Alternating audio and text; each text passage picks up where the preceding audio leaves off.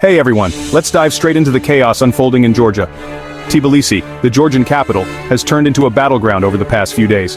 Pro-Western protesters have taken to the streets, furious over the government's decision to halt its bid for EU membership. Prime Minister Erupt announcement was the spark that ignited these protests. As a result, we've seen over 200 arrests and numerous injuries as clashes with security forces intensify. The demonstrators are accusing the ruling Georgian Dream Party, led by billionaire Bidzina Ivanishvili, of manipulating elections and suppressing voters. They see this move to suspend EU accession talks as a betrayal of Georgia's pro-Western aspirations and a dangerous pivot towards Russia. The international community, including the United States, has expressed deep concern over the violence, urging both sides to exercise restraint. President Salome Zurabishvili has condemned the violence and called for dialogue. But with tensions running high and the opposition demanding the government's resignation, the situation remains highly volatile.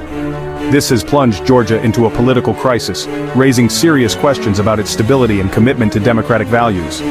In a dramatic turn of events, Zurab Japaridze, a prominent opposition leader, was detained by police. This arrest happened on Chavchavadze Avenue, intensifying the protest movement and further straining relations between the government and its critics. Despite the heavy-handed police response, a determined group of protesters continues to stand their ground. The international community is closely watching, with growing concern over the Georgian government's handling of the protests. The crackdown on demonstrators and the arrest of key opposition figures are raising serious questions about the government's commitment to democratic principles.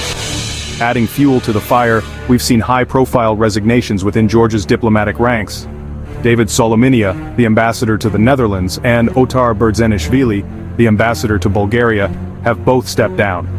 They're protesting the government's decision to halt EU accession negotiations until 2028.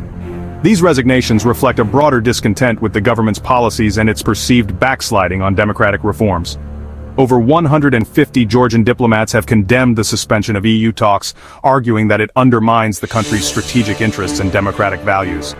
Their resignations are a stark warning to the government about the serious consequences of its actions, both domestically and internationally.